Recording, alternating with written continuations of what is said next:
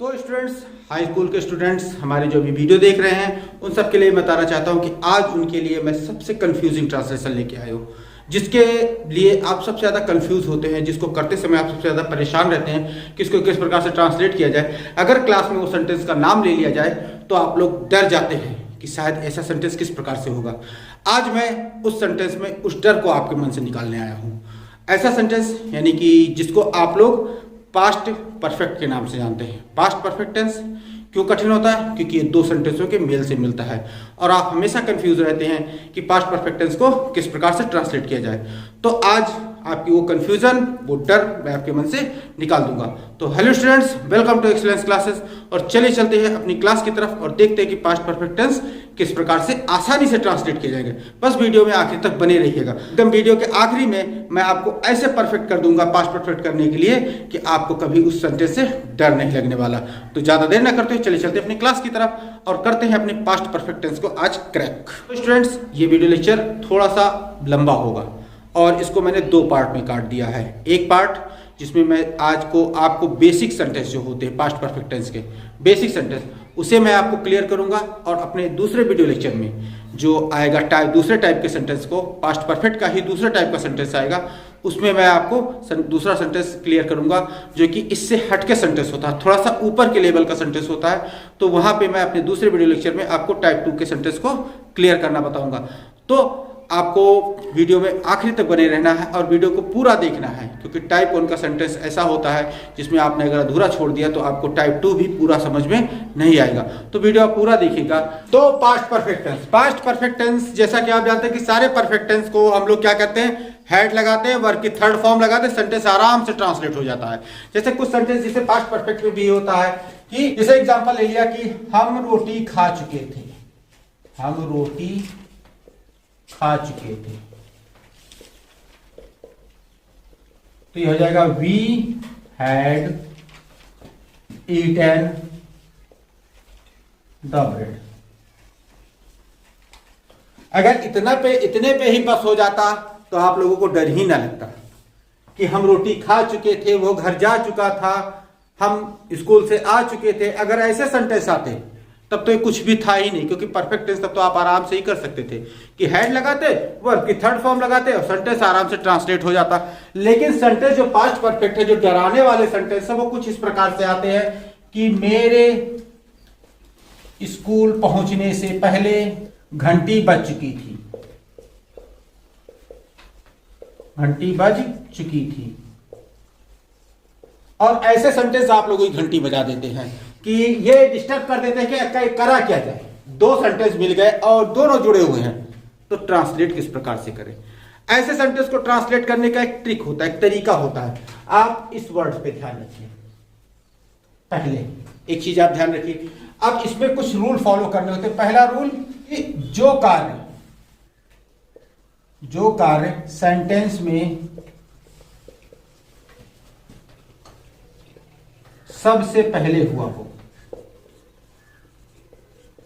सबसे पहले हुआ हो, उसे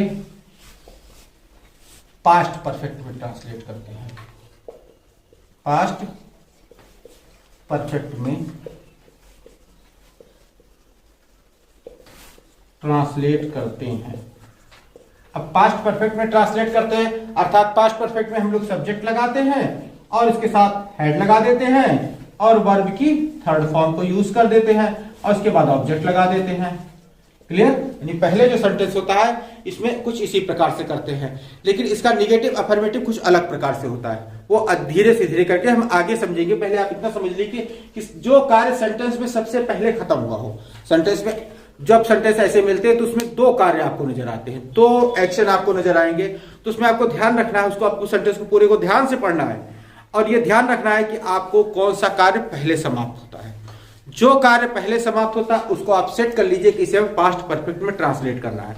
अब चलते हैं अपने दूसरे सेंटेंस की तरफ। दूसरा सेंटेंस निश्चित ही बाद में खत्म होने वाला कार्य, क्योंकि जब एक सेंटेंस में कार्य पहले खत्म हो जाएगा तो दूसरे सेंटेंस में कार्य बाद में खत्म होगा।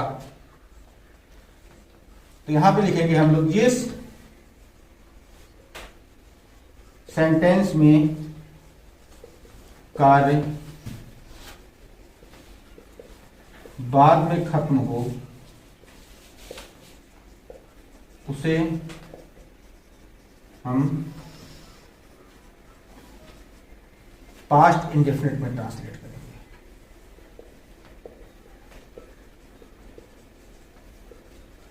पास्ट इंडेफिनिट में ट्रांसलेट करेंगे, अर्थात ये चीज पास्ट इंडेफिनिट टेंस को मैं बता ही चुका हूं कि पास्ट इंडेफिनिट टेंस को कैसे ट्रांसलेशन किया जाएगा।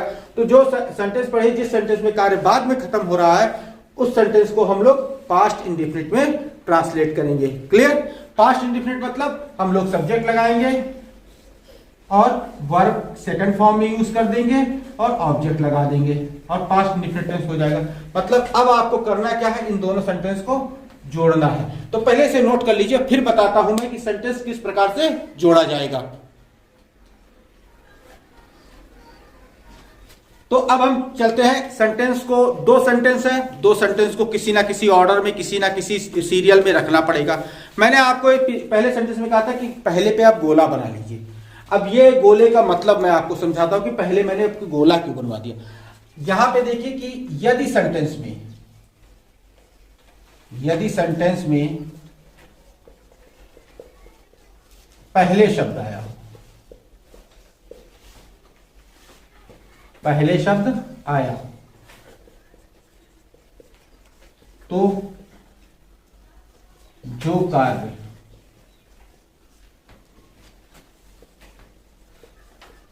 पहले समाप्त हुआ हो। तो अब इसको हम समझ लेते हैं कि अगर सेंटेंस में पहले शब्द आ रहा है, दो सेंटेंस के बीच में यदि पहले शब्द आ रहा है, तो आप वहां पे देखिए कि जो कार्य पहले समाप्त हुआ है उसे हम लोग पहले लिखेंगे और जो कार्य बाद में समाप्त हुआ है उसे हम लोग बाद में लिखेंगे।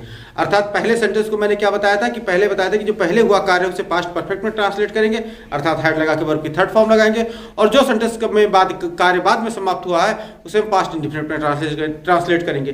तो सेंटेंस को ट्रांसलेट करने का जो रूल है वो तो वही रहेगा, लेकिन जब ऑर्डर की बात आएगी, सेंटेंस को लिखने की ऑर्डर की बात आएगी, तब उसमें बीच में लिखे हुए शब्द के पहले या पूर्व इस शब्द को देखेंगे। यदि पहले आया है या पूर्व आया है तो वहां पे आपको जो कार्य पहले हुआ है उसे पहले लिख देना है और जो कार्य बाद में हुआ है उसे बाद में लिख देना है। लेकिन अगर सेंटेंस में बाद आया है या पश्चात शब्द आया है, बाद या पश्चात शब्द आया है, तो वहां पे आप इस चीज को ध्यान रखिएगा कि जो कार्य बाद में हुआ होगा उसे उठा के हम सबसे पहले लिख देंगे और जो कार्य पहले हुआ रहेगा उसे उठा के हम बाद में लिख देंगे। अर्थात पास्ट इंडेफिनिट टेंस वाला ट्रांसलेशन हम लोग पहले लिख देंगे और पास्ट परफेक्ट टेंस वाला ट्रांसलेशन हम लोग बाद में लिख देंगे। कब? जब सेंटेंस में बाद या पश्चात आया होगा। इसको मैंने आपके लिए लिख भी दिया है, तो आप इसे लिख लीजिए और फिर हम इस सेंटेंस को ट्रांसलेट करके आपको दिखाते हैं कि किस प्रकार से सेंटेंस ट्रांसलेट किया जाएगा। तो चलिए इस सेंटेंस को हम लोग ट्रांसलेट करते हैं। मेरे स्कूल पहुंचने से पहले घंटी बज चुकी थी। इसमें देखिए कार्य कौन सा पहले हुआ है, घंटी बजने का कि स्कूल पहुंचने का। तो सेंटेंस को पढ़ने से लग रहा है कि घंटी बजने का कार्य पहले हुआ है। तो सबसे पहले हम इसी को ट्रांसलेट करेंगे और क्या बताया, जो कार्य पहले होगा उसे हम लोग पास्ट परफेक्ट में ट्रांसलेट करेंगे। तो घंटी बजने का कार्य पहले हुआ है तो हम लोग पहले घंटी बजा लेते हैं। तो क्या हो जाएगा, द बेल हैड रंग। पहले हम लोगों ने घंटी बजा ली। अब इस पहले शब्द की अंग्रेजी लिख लेते हैं, बिफोर। अब बिफोर, अब मेरे स्कूल पहुंचना, अर्थात before I reached school. Clear? कि इसमें देखिए कि जो कार्य पहले हुआ उसे पहले पास्ट परफेक्ट में लिख लिया, जो कार्य बाद में हुआ है उसे बाद में पास्ट इंडेफिनिट के रूप में लिख लिया। अब यही अगर बदल जाता कि मेरे स्कूल, अब यहां देखिए पूरी सिचुएशन बदल गई। कार्य कौन पहले हो रहा है, पहले ये स्कूल पहुंच चुका है, घंटी बाद में बजी है, अर्थात स्कूल ये पहुंचने का जो सेंटेंस होगा ये हमें पास्ट परफेक्ट में ट्रांसलेट करना है और घंटी बजने का जो सेंटेंस है वो पास्ट इंडेफिनिट में ट्रांसलेट करना है। लेकिन यहां पे बाद शब्द आया है और बाद शब्द जब आता है तो मैंने क्या बताया, जो कार्य बाद में होगा उसे हम पहले लिखेंगे। अर्थात यहां भी घंटी बजाएंगे पहले ही, हम पहले ही घंटी बजाएंगे, लेकिन इसे पास्ट इंडेफिनिट में बजाएंगे। तो क्या होगा, द बेल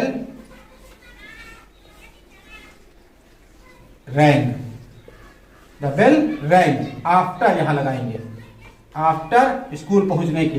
तो I had reached school. Clear? उम्मीद है कुछ समझ में आया होगा। तो इन दोनों एग्जाम्पल को लिख लीजिए। उसके पश्चात हम लोग कुछ और एग्जाम्पल लेते हैं जिससे ये आसान से और समझ में आ जाए आप लोगों को। तो अब आगे बढ़ते हैं और आगे बढ़ के अगले एग्जाम्पल को लेते हैं। एग्जाम्पल अभी आसान आसान से आपके लिए ले रहा हूं जिससे आपके समझ में बड़े आसानी से आ जाए। और चलते हैं अपने अगले एग्जाम्पल की तरफ। अगला एग्जाम्पल हम क्या लेते हैं कि जो बहुत चर्चित एग्जाम्पल है इस सेंटेंस का, कि डॉक्टर के आने से पहले मरीज मर चुका था। अधिकतर यही ट्रांसलेशन सबको दिया जाता है शुरुआत करने के लिए, कि डॉक्टर के आने से पहले मरीज मर चुका था।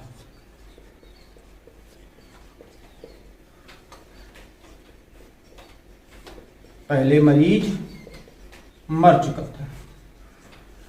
अब इसको देखिए ट्रांसलेट किस प्रकार से करेंगे।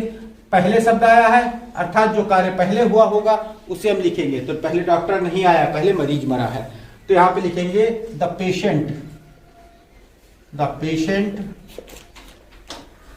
Had died. हमने लिख दिया और फिर पहले के लिए बिफोर लगाया, before the doctor came, before the doctor came. Clear? या फिर और एक एग्जांपल ले लेते हैं, जैसे तुम्हारे जाने के बाद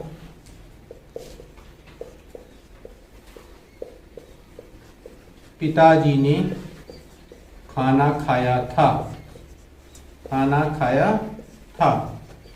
तो यहां देखिए कि सेंटेंस कैसे मिल रहा है। जो काम पहले हुआ है, पहले तुम्हारे जाने का काम हुआ है, बाद में पिताजी के खाने का काम हुआ है, लेकिन बाद शब्द आया है अर्थात पिताजी के खाने को हम लोग पहले लेकर आते हैं।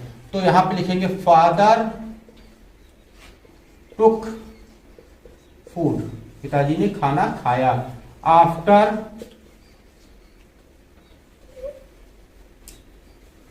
आफ्टर तुम्हारे जाने के बाद, you had gone. After you had gone. देखिए यहां पे जो कार्य पहले हुआ है वो बाद में लिखा गया, लेकिन पहले हुआ कार्य हमेशा पास्ट परफेक्ट में ट्रांसलेट किया जाता है, इसीलिए देखिए यू हैड गॉन लिखा हुआ है। क्लियर?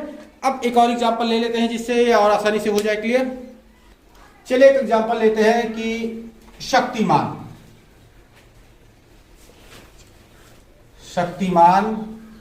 अब शक्तिमान सीरियल में कौन कौन होते हैं? शक्तिमान सीरियल में कोई भी एक विलन का नाम ले लेते हैं। कपाला का नाम ले लिया हमने, कपाला था उसमें। तो शक्तिमान के आने से पहले कपाला भाग गया था।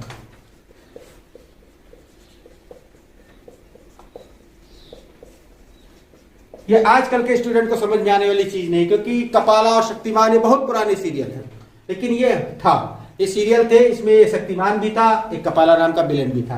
तो अब इसको हम ट्रांसलेट करते हैं। क्या पता था कभी इसको भी ट्रांसलेट करने का समय आएगा कि पहले कपाला भागा था, बाद में शक्तिमान आया था। तो पहले कपाला को भगाते हैं हम लोग। तो कपाला हैड फ्लेड अवे। अब फिर पहले की इंग्लिश लगा दे बिफोर।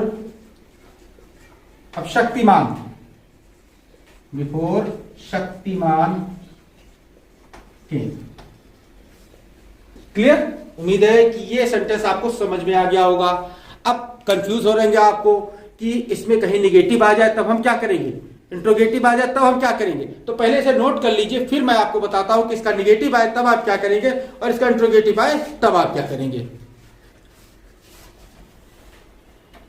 तो चलते हैं अब हम निगेटिव सेंटेंस इसका बनाते हैं। निगेटिव सेंटेंस कैसे बनता है ये देख लीजिए। जैसे उसके स्टेशन पहुंचने से पहले गाड़ी नहीं चली थी। अब यहां आप देख लीजिए कि उसके स्टेशन से पहुंचने से पहले गाड़ी नहीं चली थी, अर्थात अगर सेंटेंस अफर्मेटिव में होता तो पहले कौन सा कार्य होता, गाड़ी चलने का काम होता, बाद में उसके स्टेशन पहुंचने का काम होता, अर्थात गाड़ी चलने वाला जो सेंटेंस होगा हमें सबसे वो सबसे पहले हमें सेंटेंस में लिखना होगा। और एक बात आप ध्यान रखिए कि कभी भी किसी भी सेंटेंस में पास्ट परफेक्ट टेंस का कोई भी सेंटेंस आ जाए तो आप निगेटिव या इंट्रोगेटिव बनाने का जो ऑपरेशन होगा वो सबसे पहले आने वाले सेंटेंस में करेंगे, चाहे वो सेंटेंस हमारा पास्ट इंडेफिनिट वाला सबसे पहले आ रहा होगा और चाहे वो सेंटेंस हमारा पास्ट परफेक्ट वाला पहले आ रहा होगा। तो जो सेंटेंस पहले आ रहा है उसी को आप निगेटिव बना सकते हैं, उसी को आप इंट्रोगेटिव बना सकते हैं और दूसरे सेंटेंस को ज्यों का त्यों उठा के लिख देंगे, उसमें कोई आप चेंज नहीं करने वाले। ये देख लीजिए आप कैसे करते हैं कि गाड़ी नहीं चली थी तो the train had not started। अब फिर पहले बिफोर, अब दूसरा सेंटेंस है इसे लिखते तो क्या था कि उसके स्टेशन पहुंचे तो बिफोर ही रीच्ड, इसमें कोई चेंज नहीं करना है, ही रीच्ड स्टेशन। क्लियर कि the train had not started before he reached station. एक और एग्जांपल ले लेते हैं, जैसे ले लिया हमने कि उसके सोने के बाद रवि कहीं नहीं गया था, कहीं नहीं गया था। अब इसमें देखिए कि पहला कार्य कौन हुआ, उसके सोने का कार्य हुआ, अर्थात ये सेंटेंस हमारा पास्ट परफेक्ट में ट्रांसलेट हो रहा है तो रवि के कहीं जाने का काम पास्ट इंडेफिनिट में होना है। लेकिन बाद में लिखा है, अगर बाद लिखा है तो बाद वाले कार्य को हम सबसे पहले लिखेंगे, अर्थात रवि वाले सेंटेंस को हम सबसे पहले लिखेंगे। तो यहां हो जाएगा रवि और ये सेंटेंस हमें पास्ट इंडेफिनिट में ट्रांसलेट करना है और ये निगेटिव है, अर्थात पास्ट इंडेफिनिट टेंस का निगेटिव सेंटेंस कैसे बनता है, डिड नॉट का यूज करके। तो Ravi did not go anywhere, Ravi did not go anywhere. बाद में आफ्टर उसके सोने की, ही हैड स्लेप्ट। क्लियर? उम्मीद है कि ये निगेटिव सेंटेंस बनाने का जो रूल है, ये निगेटिव सेंटेंस आपने बनाना सीख भी लिया होगा। अगर कहीं आपके सामने आता है तो आराम से आप इसका निगेटिव बना सकते हैं। तो चलिए इसे नोट कर लीजिए। इसके बाद हम लोग इसके इंट्रोगेटिव सेंटेंस को लेते हैं। तो चलिए देखते हैं अपने अगले टाइप के सेंटेंस को। क्या अध्यापक के आने के बाद उसने कक्षा में प्रवेश किया था। निगेटिव सेंटेंस में मैंने क्या बताया है कि जो सेंटेंस आप सबसे पहले लिख रहे हैं उसी में आप निगेटिव और इंट्रोगेटिव का ऑपरेशन कर सकते हैं। यहां पर भी देखिए कौन सा सेंटेंस सबसे पहले लिखना है। क्या अध्यापक के आने के बाद उसने कक्षा में प्रवेश किया था, अर्थात अध्यापक पहले आए हैं, कक्षा में उसने प्रवेश बाद में किया है। शब्द बाद लगा हुआ है, अर्थात बाद वाला सेंटेंस उठा के हम सबसे पहले ले आएंगे और इसी में हम इंट्रोगेटिव सेंटेंस इसको बनाएंगे। जैसे होगा कि उसने कक्षा बाद में कार्य हुआ कक्षा प्रवेश होने का, अर्थात ये सेंटेंस हमारा पास्ट इंडेफिनिट में होगा और इसको हम लोग डिड लगाएंगे आगे। Did he entered in classroom. अब फिर बाद यानी आफ्टर, कक्षा अध्यापक के आने से, the teacher had come, the teacher had come. Clear? यहां पे देखिए कि क्वेश्चन मार्क लगा, तो यहां पे देखिए कि ये सेंटेंस हुआ कि did he entered in the classroom after the teacher had come. Clear? एक और एग्जांपल ले लेते हैं कि क्या सुरमई के सोने से पहले, क्या सुरमई के सोने से पहले तुम खाना खा चुके थे।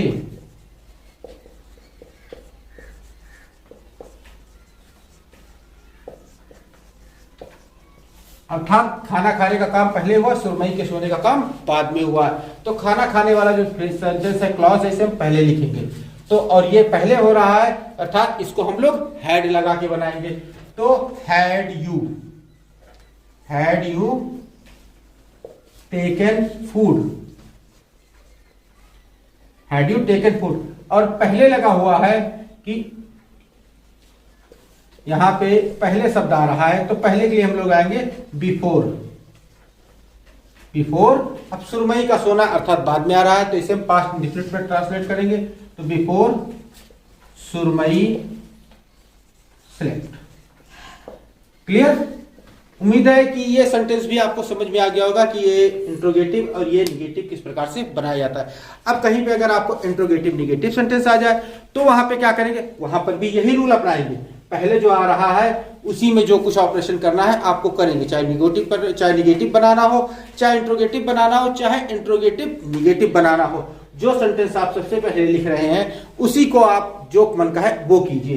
बाद में लिखने वाले सेंटेंस में आप कोई छेड़खानी नहीं करेंगे, उसे एज इट इज जैसा हिंदी में लिखा है उसी को इंग्लिश में ट्रांसलेट करके सेम टू सेम आप उसे इंग्लिश सेंटेंस में लिख देंगे। क्लियर? तो चलिए इन एग्जांपल्स को नोट कर लीजिए। तो स्टूडेंट्स, इसी के साथ आज का वीडियो लेक्चर समाप्त किया जाता है। उम्मीद है इस वीडियो लेक्चर में मैंने आपको पास्ट परफेक्ट टेंस का जो पहले टाइप का सेंटेंस है इसे जो मैंने समझाने की कोशिश की है ये आपकी समझ में आ गया होगा और आपने इसको लिख के तैयार भी कर लेंगे। और इसके जो दूसरे टाइप का सेंटेंस है उसका डिस्कशन उसको हम किसी और अन्य वीडियो लेक्चर में अब डिस्कस कर लेंगे।